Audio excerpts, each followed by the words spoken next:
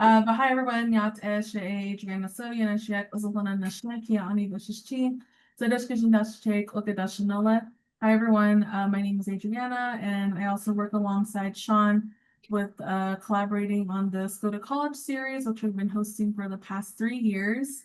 So I've also been with the College Fund for about 3 years. 3 years is going to be tomorrow, actually. So I can't believe how quickly it went by. But yeah, this has been a really awesome project that I've worked on for the past 3 years, and I'm always really excited every summer to help co-host it and everything. So hope you've been enjoying it so far. And I'm tuning in from Albuquerque, New Mexico, but I'm originally from Gallup, New Mexico. So thank you all for being here. Alrighty, thank you again, Adriana. So again, we have a really great session today. So we're looking forward to getting into the details of the substance material, but we can definitely move on. If you want to move on to the next slide, Adriana. Again, this is just a refresher for you. If you're new and if you're joining again today, here's our full slate and schedule for what's left of our Go to College series. Again, today is July 30th, so we're in day 2 of week 2. We have one more session tomorrow at the same time, 1 p.m. to 2 p.m. Today's session will be a really great session on stepping out of your comfort zone in college. So we have some really fun and insightful information being presented from our chair speaker today. And again, of course, we have some more. We have our last week starting next Tuesday through Thursday, and that'll be at the same time again, Tuesday, Wednesday, Thursday from 1 to 2 p.m. Mountain Standard Time. So definitely we'll drop the our landing/registration page in the chat as well to be able to find more information about the speakers and also to register for those events. So one thing we want to sort of remind you as well is to please register, but also fill out the evaluation form at the end of each session. So I know, again, the more sessions you attend and the more reviews and that you complete in the survey, you'll be entered to win some of these prizes here. So as you can see, it's a tiered system. For one session, it's a gift card. For 2, it's a Solo Beats headphones, and in 3 is a tablet. And then, of course, the grand prize of 4 more sessions is our student laptop, which is definitely a really great incentive to be able to utilize. Just definitely now before the fall semester starts. So definitely keep an eye out for that for more information. You can move on to the next one, Jenna.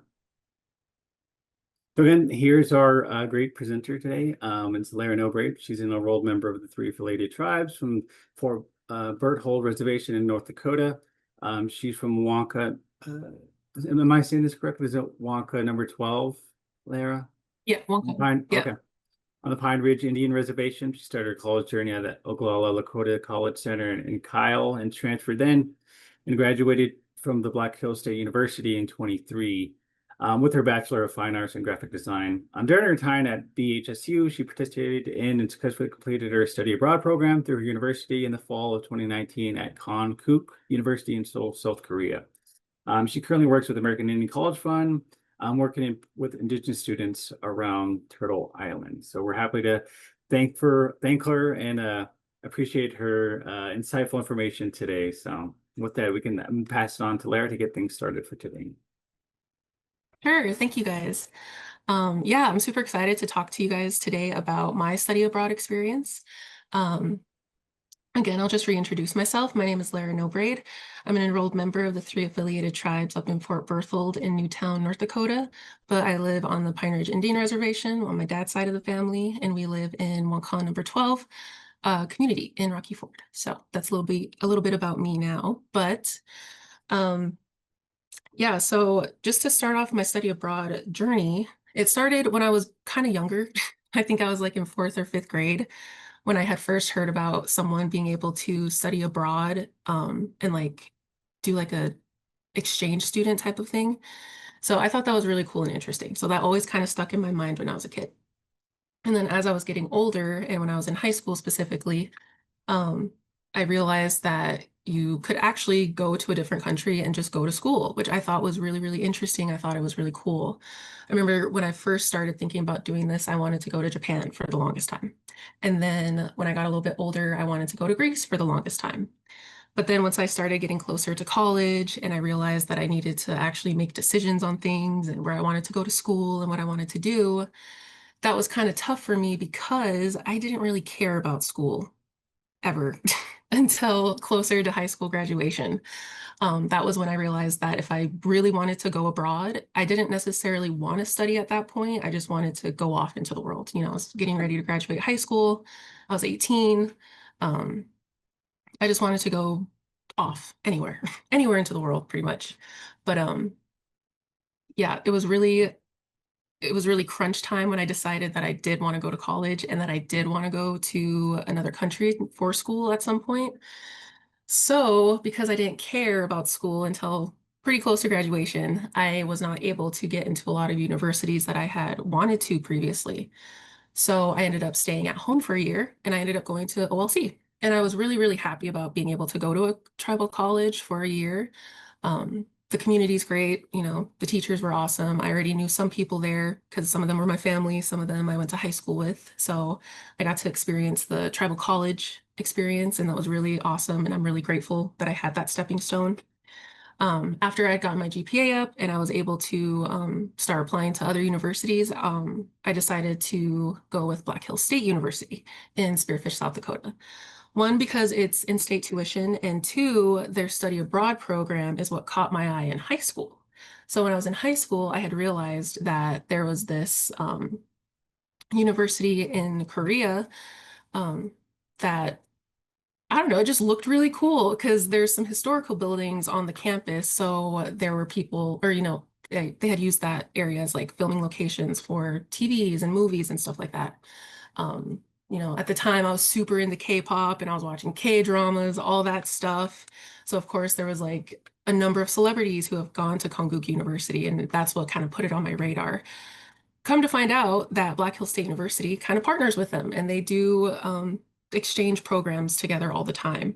So when I found that out, and Spearfish is only 2 hours from me, and you know, it's close to home, my brother was going there at that point in time.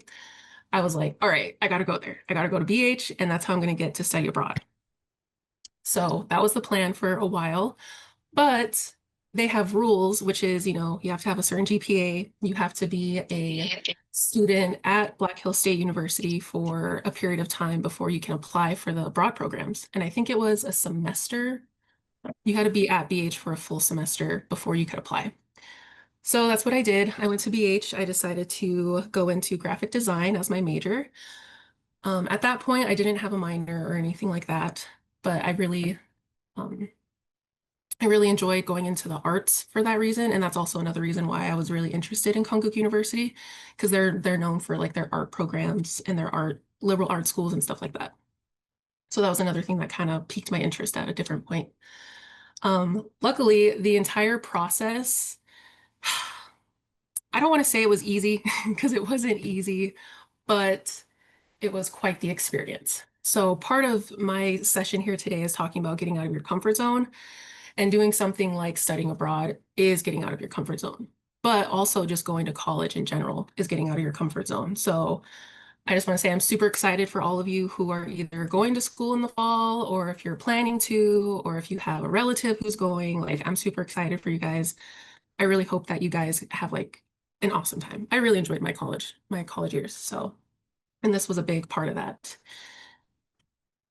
This process took a very long time, if I'm just being honest.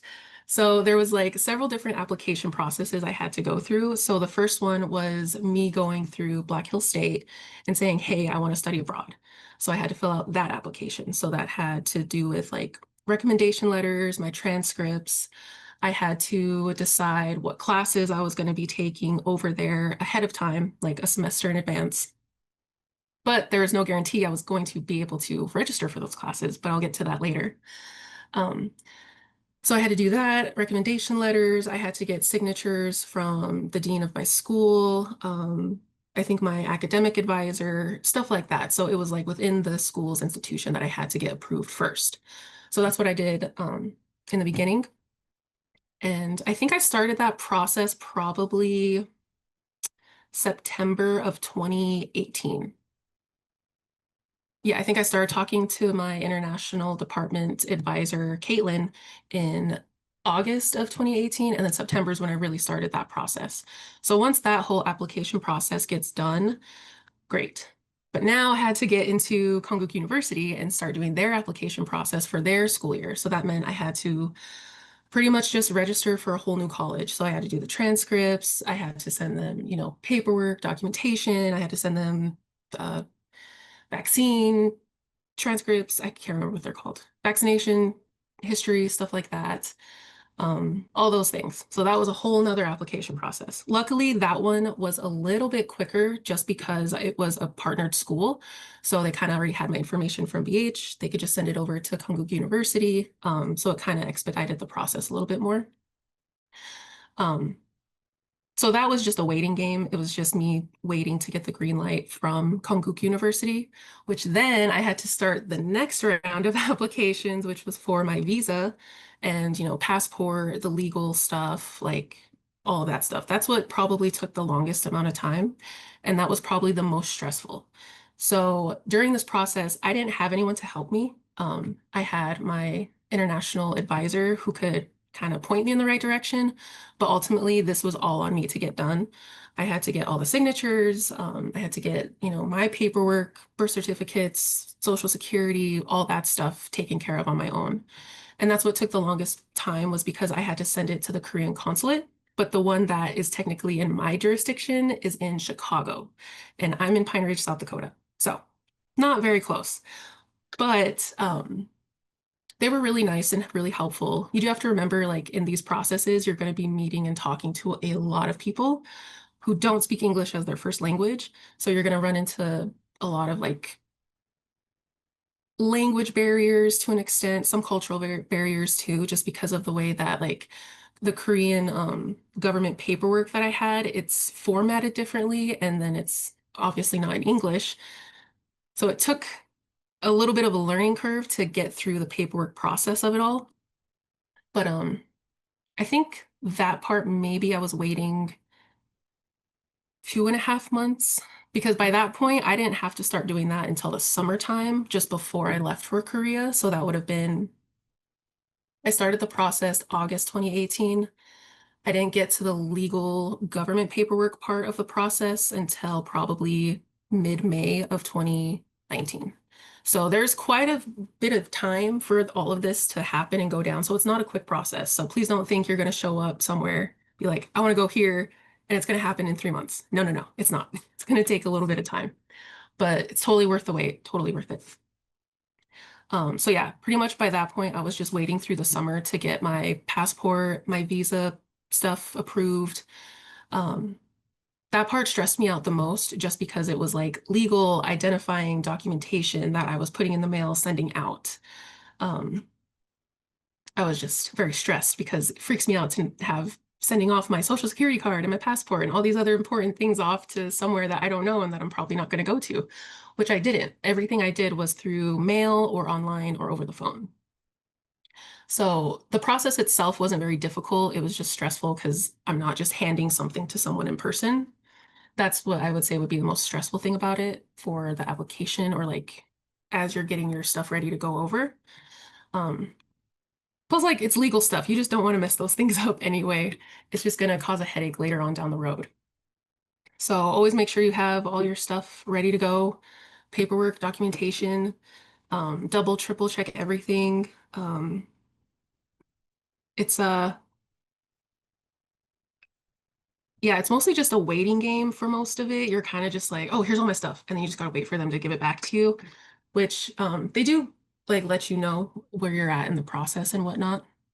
And as long as you're keeping track of those things yourself as well, that's also really great and helpful, just so you know where you're at in the process of it all.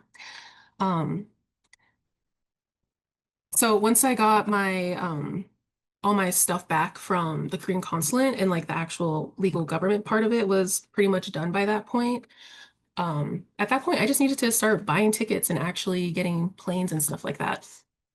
The other thing about studying abroad or having these abroad experiences is that they're not cheap, unfortunately. You have to pay to get your passport. You have to pay to get a visa. You have to pay to send off stuff to places. You have to pay to get a transcript. You have to pay for this. You have to pay for that. So there are a lot of small costs when it comes to these things. but I don't want that to deter you or scare you or freak you out. I know, especially for the times we're living in and whatnot, it's just a tough subject. But definitely, this is where fundraising and planning ahead of time and deciding what you want to do is most important. So the only reason I got to that part of the process is because I had decided that I wanted to do one semester studying abroad in Seoul, South Korea. So that was 4 months, 15 weeks-ish, just because their school schedule is a little bit different from ours. But I decided that that's what I wanted to do. I was going to be living in the dorms. I wasn't going to try and bother, trying to find an Airbnb off of campus. I met a lot of people in Korea from different universities who that's what they decided to do. Instead of living on campus, they just found an Airbnb, which is great, but that wasn't in the budget for me at that point. So I had made all these decisions and realized how much money this was all going to cost. So I think at that point, it was probably 2017, and I think I just Googled like estimated cost amount of studying abroad in X amount of place or for this long or whatever. And it just kind of gave me a general number, and that just kind of gave me an idea to shoot for. Um, when you're doing these abroad processes, you kind of want to look at it in the same way that you're looking at your college that you're picking to go to. So think about what you want to get out of your experience abroad. So I knew a lot of people who did language exchanges. So they went there specifically to learn Korean language, and that's all they did. That was all the classes they had. Other people have done abroad experiences where they're basically teaching English to elementary or middle schoolers. Other people have done like 2-week excursions. That was a popular thing at BH was, I think they were called volunteer something. It was like a volunteer trip that you could take if you were like in a specific major or if you had something that you could do with that. You could go on these 2-week trips. So I think they went to Botswana one time. I think they went to Iceland for 2 weeks one time. I think they went to Vietnam or maybe Thailand at the time. So there's all different kinds of different experiences you can have for studying abroad. It can be as long as you want. I've heard of 2-year long study abroad programs.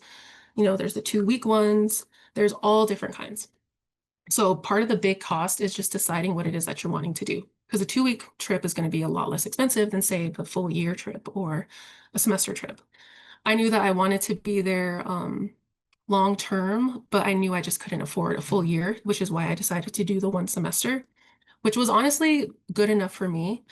But also using hindsight, I went to Korea August of 2019, and then COVID happened when I got back. For me, it hit in March of 2020. So even if I did get to stay for a full year, I wouldn't have been able to stay. I would have had to come back to America because that's what happened to some of my friends over there. Their trip got canceled pretty much because of what happened with COVID.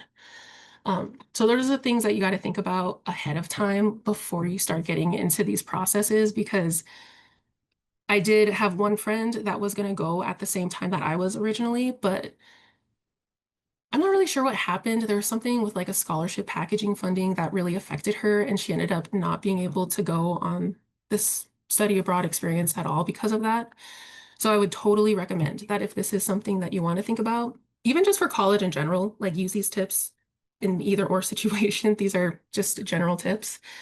Definitely plan ahead, think about, what it is that you're going to want to spend on. Are you going to be, like eating out for every meal? Are you going to be buying like data packs from your cell phone service company to, be able to call or use your data over there?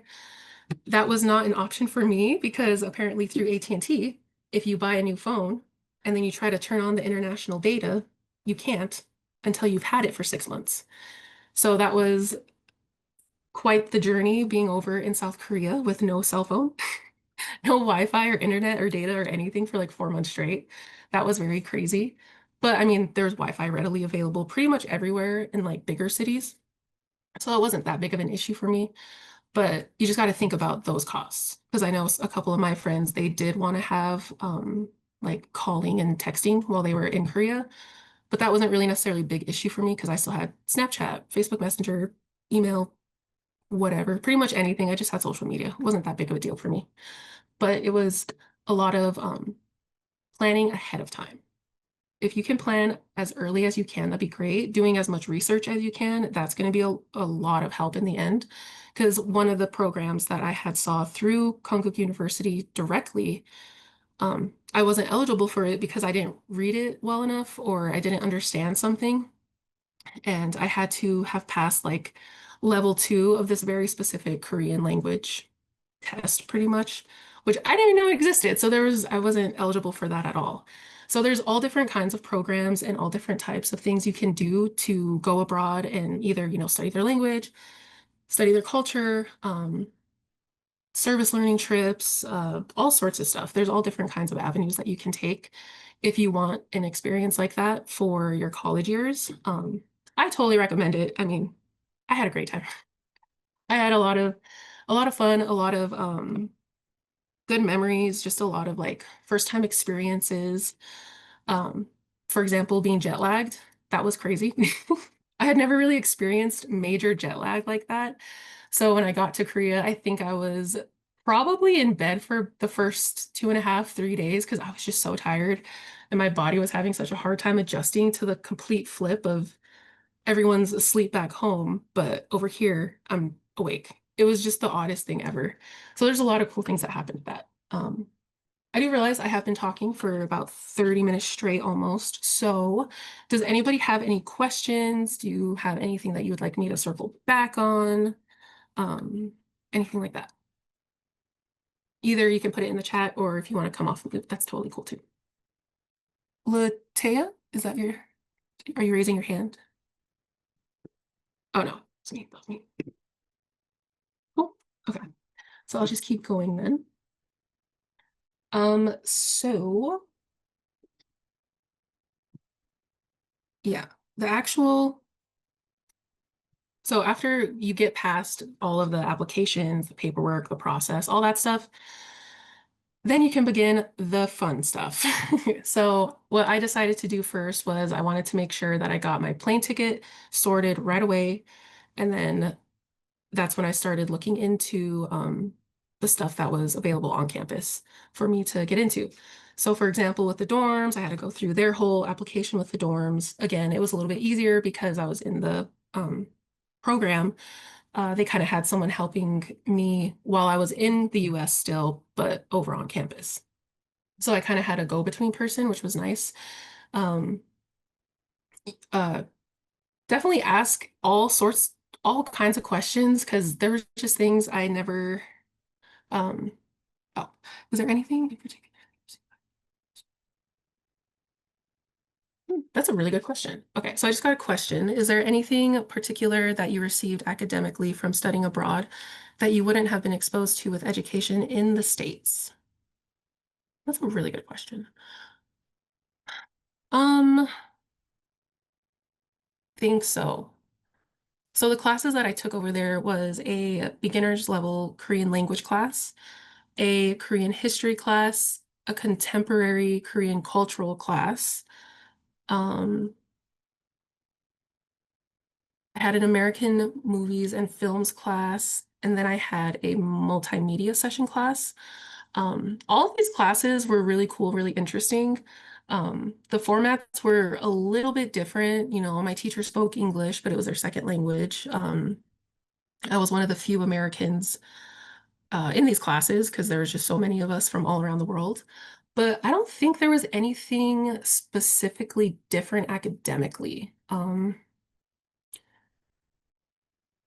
I feel like the only difference that I had noticed is the way that the teachers interact during classes. So for me, when I was in classes, my teachers would be, up at the front of the board, talking, going over things, PowerPoint presentation, that type of thing. But a lot of my teachers, when I was in Korea, they'd be like up and down the rows. They'd be like on the microphones talking because some of these, they weren't auditorium style rooms, but they were big rooms. So you could kind of like hear the echoes and stuff. So they'd have microphones every so often just because it helped. Um, just stuff like that, I would say would be the biggest difference, but nothing like academically specific because I still had to write papers, still taking tests, they were still going over quizzes, they were it was pretty much the same. But I think with the classes in Korea, I think it was just more intentional because there was a language barrier. Everything just seemed like my teachers were making sure that they were getting their point across, or like they were making sure I was understanding what they were talking about. So yeah, nothing too specific besides like that. Nothing more than that. But no, yeah, thank you for the question. That was a really good question. So yeah, if anyone else has questions, feel free to put them in there. Um, kind of lost my train of thought, I'm not gonna lie. But talking about classes, yeah, my classes were really cool. They were chill.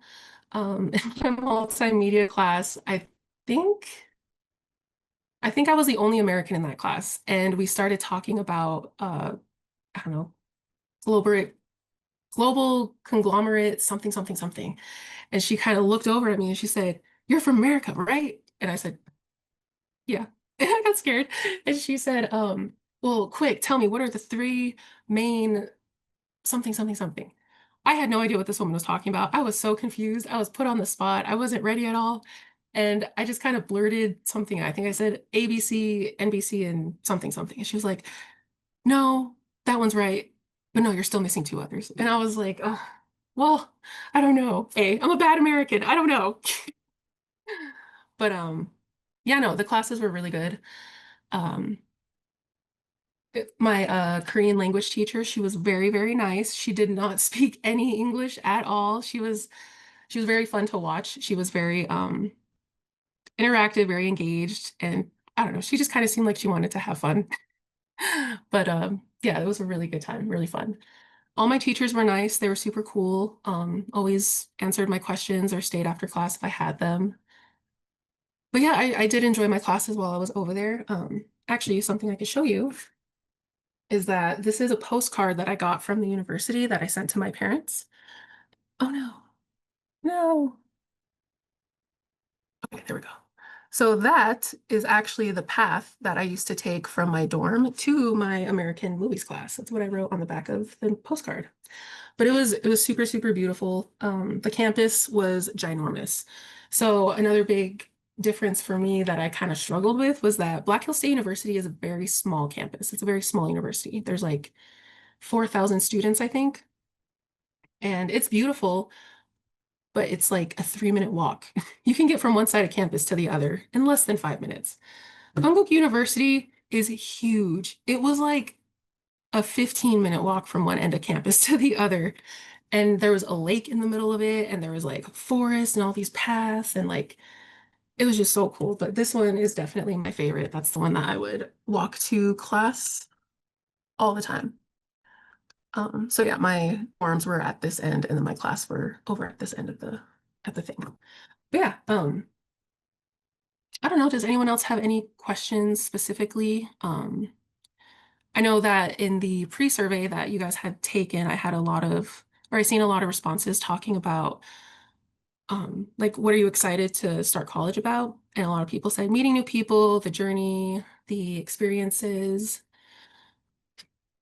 Any huge culture shocks? Yes. That's a good one. So the biggest culture shock that I experienced, I think, was maybe 5 days into the trip. And it's the weirdest thing that you wouldn't think of. I was having problems with the food. So over in Korea, everything is slightly sweet. And it's not like a powdered sugar fake sweet. It's a natural sweet. It's just everything has a slight sweetness to it. Just a little bit. Everything. I'm not kidding.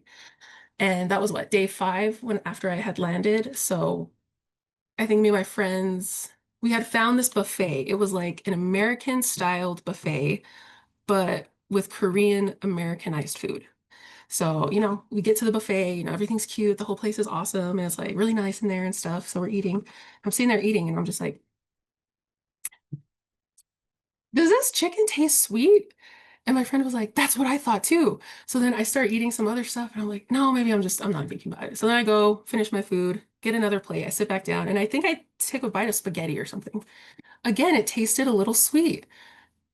And I sat back and I was like, oh my God, I don't know if I'm going to be able to eat. I'm like, why is everything a little bit sweet? And I kind of like freaked out a little bit. I was just like, I don't know if I can do 15 weeks like this. It was just so funny. But fast forward a couple days, I don't notice it. I didn't notice it after that. That was like one of the major culture shocks for sure. Um, I think another one is probably mm, I think it was just realizing how many people are in Seoul. Because I've been in crowded places before. I've been to big cities. I've been to powwows. I'm a powwow person. I've been in crowded areas multiple times throughout my whole life. But when I was walking down the street, I think it was after school, that first week I was there, and it was rush hour, I guess you could say, and there was just people pouring out of the subway. There was people on the sidewalks going into the subways. There was all these people in these cars and buses. There was all this traffic. There's all this, there's all that. And I was just like, oh my God. I'm like, I'm really not alone. It was the weirdest thing just to realize like how many people are actually around. Um, Especially because like, it's a big city too. So there's just like skyscrapers and apartment buildings and these big art structures and like the subway system and all these other crazy things. So that was really anxiety inducing for sure after I kind of realized how many people were around all the time. Because I come from South Dakota, rural little South Dakota. My nearest neighbor is like what, a mile that way, and then like 4 miles in the opposite direction. So it was quite the change. It was a very, very big shock for me for sure. Um, it's another big, what was another big shock? Mm,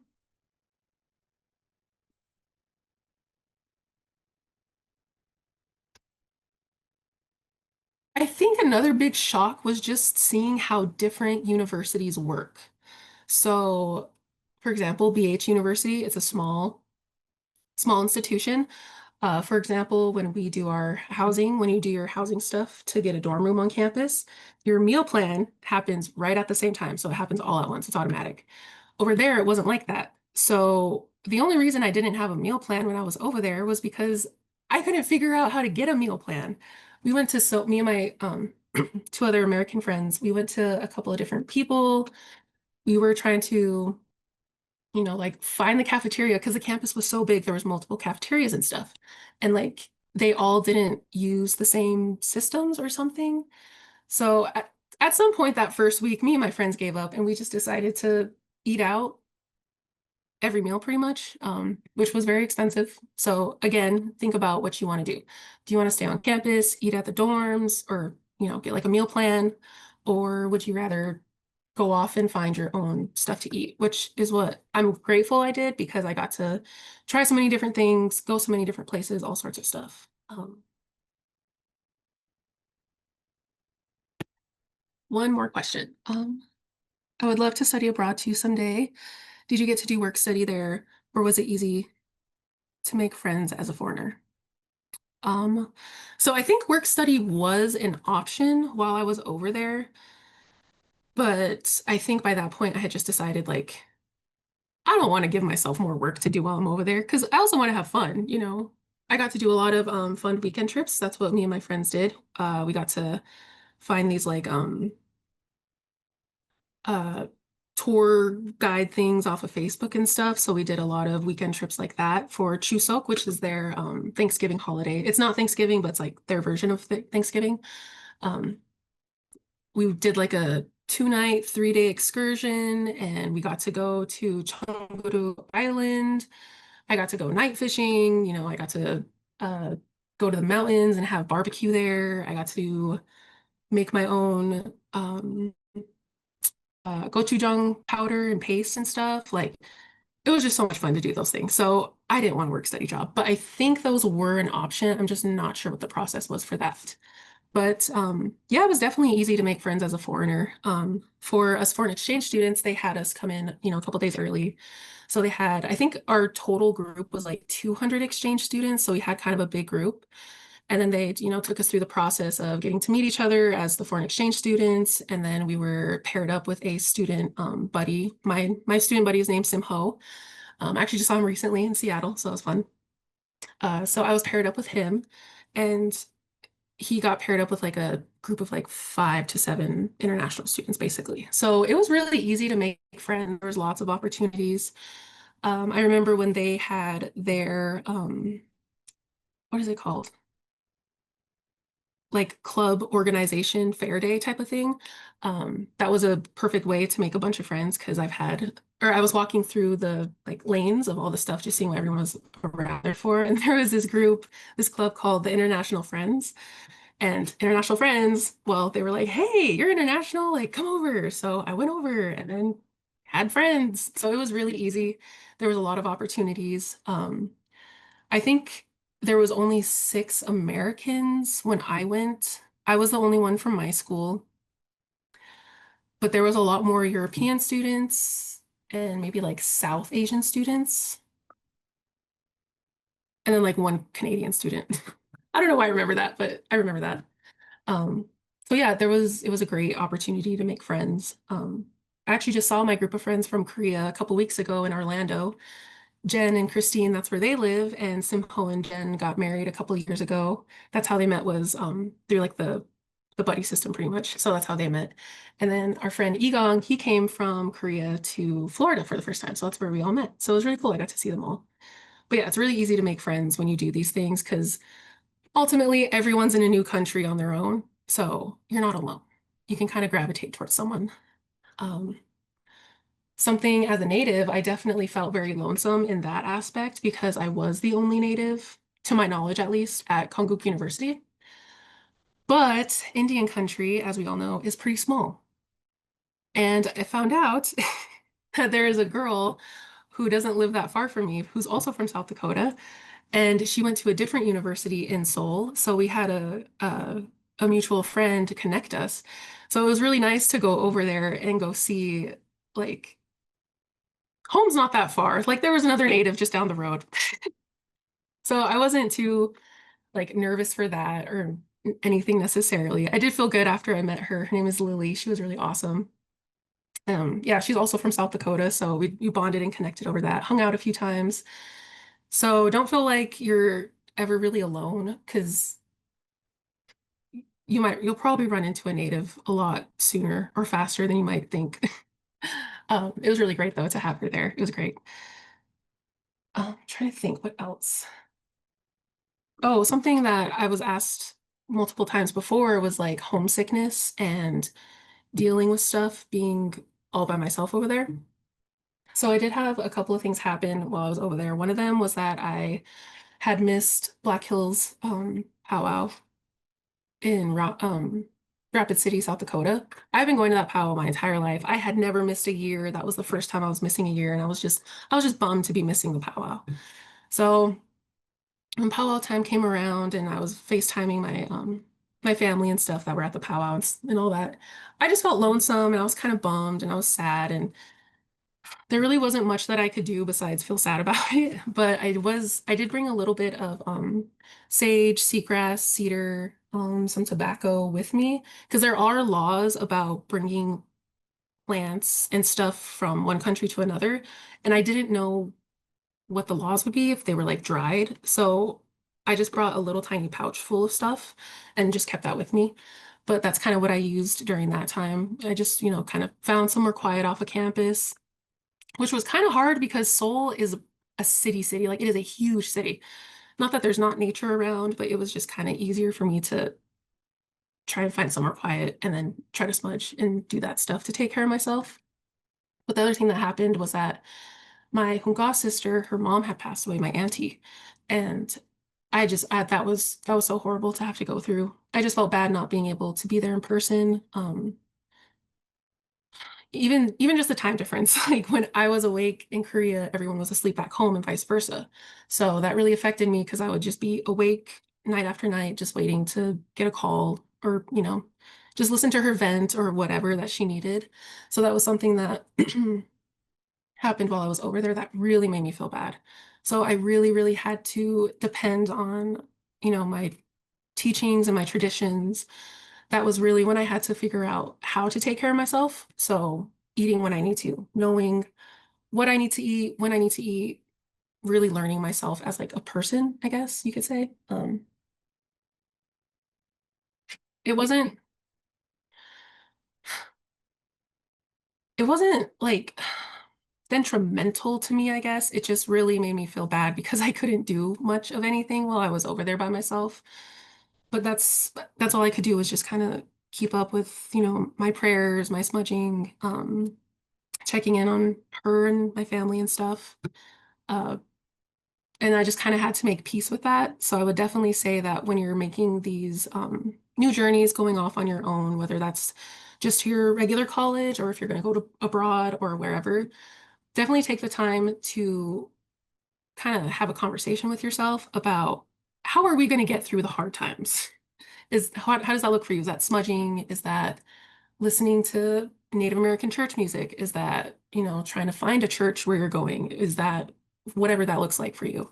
So that's another big thing that I would recommend and suggest for your college experience and life in general is figure out your own self and how you can help yourself get through these tough times.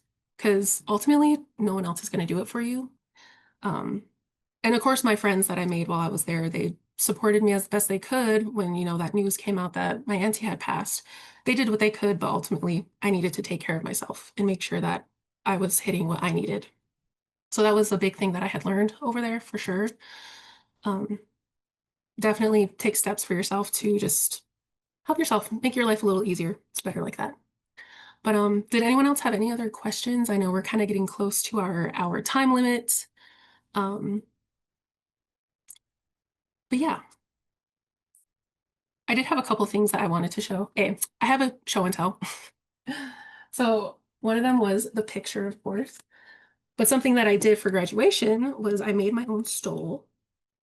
So I don't know if you can see it. No, but it's made out of tray cloth. My mom made it.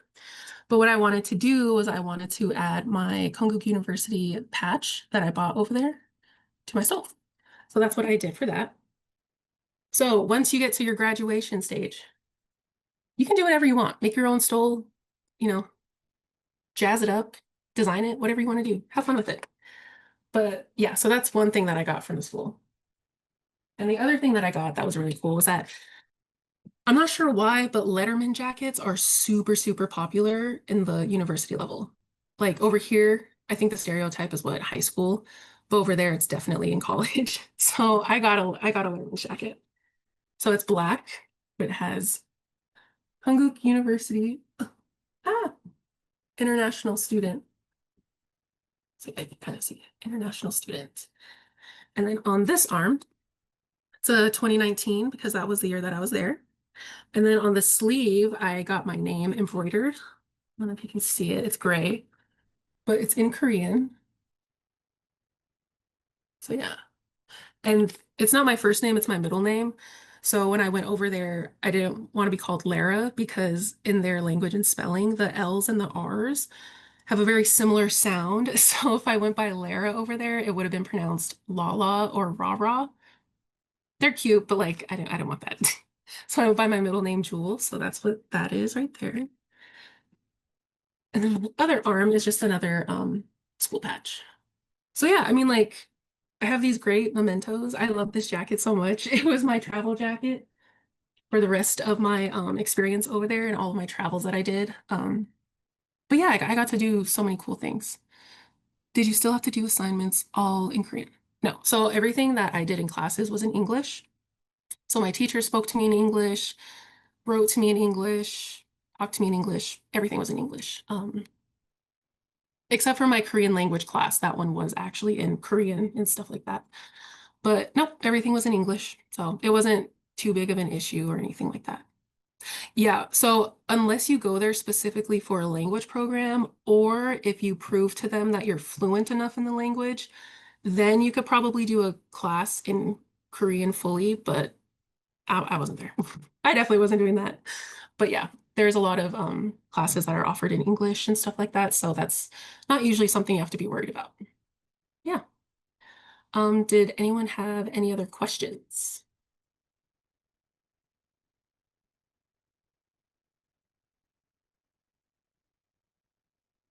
Do you know if there are scholarships for studying abroad? Yes, I know there is. Um, I'm not quite sure what that looks like now. Unfortunately, my study abroad experience happened before COVID hit. So a lot of this stuff, I don't know if like regulations have changed because of COVID or, certain funding is still intact for studying abroad and stuff like that. But there are definitely plenty of resources. There's different grants, there's different scholarships, there's all different kinds. So there's some that are specifically for studying abroad, and then there's others that are like, if you are studying abroad, it could still apply to you. So definitely research, look them up, apply for all and any. Even if you're not sure, if you're kind of on the edge, if you think you could qualify for it or not, it's better just to apply. Do you know if they offer family housing? I would love to study abroad, but I couldn't imagine leaving my babies for that long. Very valid, very valid. I don't know. So I think family housing is something that's very like college by college based. Because I know OLC has family housing. I know Black Hills State has family housing, but I don't know if Konkuk University would have family housing. They might, but that would just be like something you would have to look into, or you would have to maybe look into something off campus, like an Airbnb. That's what a couple people had done when I was going to school there.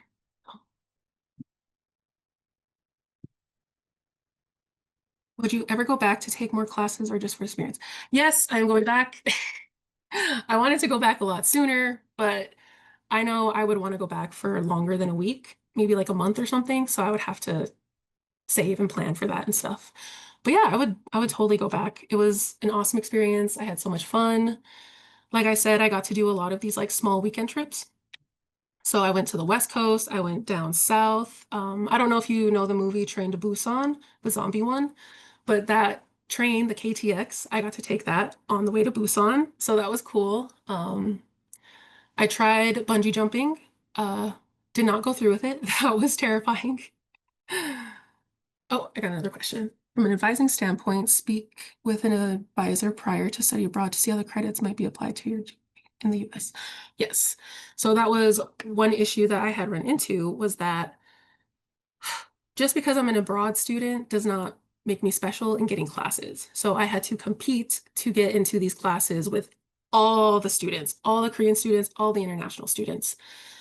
So that's why at the beginning of the process, my school had wanted me to decide what classes I was going to take because it was going to need to correlate with my major in the US. However, most of those classes got filled up by the time I was trying to get into them. So that meant that I had to take a different class, but it wasn't going to apply for my major, which I did get in trouble for when I got home. I mean, ultimately, it just was what it was, but your classes do need to correlate with your major in the US. Otherwise, you're kind of doing it for nothing. You're paying for more classes that don't really do anything, and it's going to set you back because that's what happened with me. Most of my classes did not count towards my major, so I was basically having to retake my semester abroad semester in the US. So that pushed my graduation date back. So always keep that in mind. The classes you take need to match with your major from your US majors. I got one more question. Wait, how would you even begin to get the ball rolling to study abroad, like with our own colleges? So to get the ball rolling, you're basically just going to start looking for the program or the school or the country that you want to go to. That's when you start nitpicking and trying to find things. The reason why it was kind of easier for me in my process was because I was going through my university and that was their partnered school. So they already had a thing like, the the groundwork was there pretty much. I didn't really have to do a whole lot. But for if you're at a college that doesn't have an international program, then you're going to have to look into basically just funding your own trip. So to get the ball rolling, just start researching what is the most appealing for you. What do you want to get out of that experience? Do you want it to be a language trip? Do you want it to be a cultural exchange? Do you want it to be, I don't know, say research based? Like that's what you should start thinking about first. And then that's when you can kind of start going through it. This is just my advice. I am not a professional anyway. I was just a college kid who had a dream. That was it. I was just a kid with a dream. My youngest sister went on a study abroad, and she now has a goal to travel abroad at least once a year. She's been to Prague, Rome, Paris, Germany, etc. I love that. I love that. Yeah, I definitely always encourage everybody to at least think about studying abroad. It really opened up my own self. I really learned to trust myself on that trip. Like I said, I didn't have cell phone service, I didn't have data, I didn't have internet, I didn't have Wi-Fi, I had nothing. It was just me and my little jacket against the world. That's all it was. Um, but yeah, I mean, yeah, I would do it all again. I would do it the exact same way. I would switch it up. I would go back. It was great. I just loved it. I would always recommend it. Um, I know like homesickness and stuff is a big topic whenever people are going places and whatnot. But for me, I didn't struggle too much with that just because I knew I had a set amount of time. So this is kind of where you should think about your perspective is like at the beginning of my trip, if the food was like the tipping point for me, I would have been like, oh my God, there's no way I can do 15 weeks. There's no way, there's no way. But thankfully, I got past that. And I was like, I only have 15 weeks. I have to do everything I want to do today. So I think that's kind of what helped was switching my train of thought and being like, okay, I'm far from home. I'm only here for 15 weeks and I got to get things going. So I tried a whole bunch of new stuff. I went to all these different places. I got to go on these small weekend trips, like I said, and I got to go to like this festival over on the east coast of Korea, and then I got to go to an island on the west coast of Korea. I got to go to Busan, which is on the south coast of Korea. I got to meet just a bunch of random people who were super cool, super nice. Um, for example, on one of our trips, we had stopped at like this like truck stop kind of like a gas station, and we were all waiting in line for the bathroom, and I was just standing there. And I was like, oh my God, and then all of a sudden, I just feel like something go like that to the back of my head, and I was like, what is that? So I slowly turn around, and it was these three little like Korean grandmas, and they were touching my hair, and they were saying "yapura, yapura." That means like, oh, it's pretty, it's pretty. So they were saying I had pretty hair, and I was just like, oh my gosh, stop. So it was a really good experience. I always say do it or at least think about it. It's once in a lifetime. It's cool. It's great. I met so many cool people, lots of good friends, amazing food, memories to last me forever. I got my pool jacket. I always pull it out every winter because it's cold up here. But um, yeah, I would highly recommend it. You got to get yourself out there. It's scary. Don't get me wrong. This whole process from start to finish was scary. Scary at different points for different reasons. Um, like I remember taking off in the plane from Vancouver on the way to Korea. And once we got off the ground, I was like, oh, I'm not with my people anymore. Where am I going? So it was very terrifying, but in the best ways possible. So I would always recommend to go off, see the world. Like a lot of our ancestors, grandparents even, like they couldn't imagine being able to see what is open to us in our generation. So take all the advantages, go off, see what you can, take it all in because it's cool. The world's really not that big. If anything, that trip to Korea made me realize how small the world really is. And home is always going to be right where I leave it. When I come home, it's here, or at the very least, home is where I make it. So it's been a really good opportunity, and I always recommend everyone should try it. Even if it's just a weekend vacation or something. Go abroad at least once. Cool. But did anyone have anything else they would like to hear or anything like that? Well, if nobody has any questions, thank you for listening to my spiel. I'm also one of the college success coaches, so I'm also working here. I work with Adriana and Sean pretty often. So yeah, if anyone ever has any questions, feel free to reach out. But yeah, thank you. Thank you for listening. Thank you again. That was really great. I'm sure we had a really insightful information, and there was a lot of questions going on in the chat, so we had a really interactive session. So thanks again for joining, guys. I think from here we'll share the week 2 event evaluation form. I think Adriana just put it in the chat there. But again, if you guys have any questions, definitely feel free to reach out. And please fill out this form here so we can get you entered on that drawing for the upcoming prizes at the end of our series here coming up here pretty quickly next week.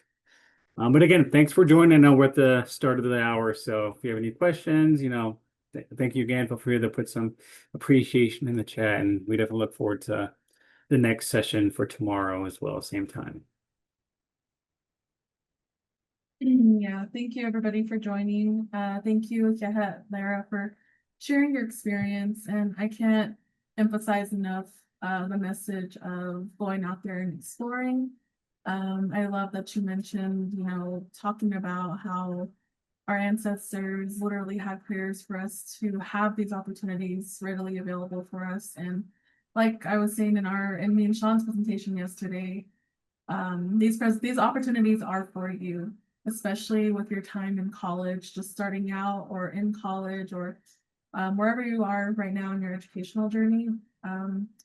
College is the best time for you to take advantage of a lot of these different opportunities and ask questions. Definitely ask questions, ask everything, make sure you're hitting all the dots. And yeah, more than likely colleges will have some type of funding available for you, or they'll work with you to kind of match I know some schools will also match your tuition as well too. So yeah, and most of the time they're gonna pay for you to go there, or the price will be relatively cheaper than if you were to fund your way to go on your own, which I'm trying to do right now. But yeah, thank you again so much for joining us. We'll be here again tomorrow. We'll have another one of our colleagues, Brittany Tabor, who works with me in the college access space, and she'll be talking about advising and how advisors help you in college and how they can be an essential part of your support system. So yeah, same time again tomorrow, 1 o'clock Mountain Daylight Time again. Maybe make sure you're double checking the time zones. If you haven't registered yet, please feel free to visit our website, collegefund.org/go to college. If you want to register for any upcoming events, and we'll have our last 3 events next week for week 3, Tuesday, Wednesday, Thursday, and let's see. I have a question. Where can I find the information from yesterday's presentation? I'll send you the link. Well, actually, I think I can pull it up right now. I can send you the link for the recorded session. But once the whole event concludes, we'll compile a video library of all the recorded sessions, and we'll send that out so that y'all will have access to that if you want to go back and refer back to it. Let's see what's right here. So this will take you to our Zoom library, and the passcode is right there. So that's for yesterday's session, but we'll compile this whole, all the links for all of the recorded sessions, and we'll share that out. But yeah, if you guys don't have any other questions or anything, please take some time to do the event evaluation, and we shall see you all same time again tomorrow.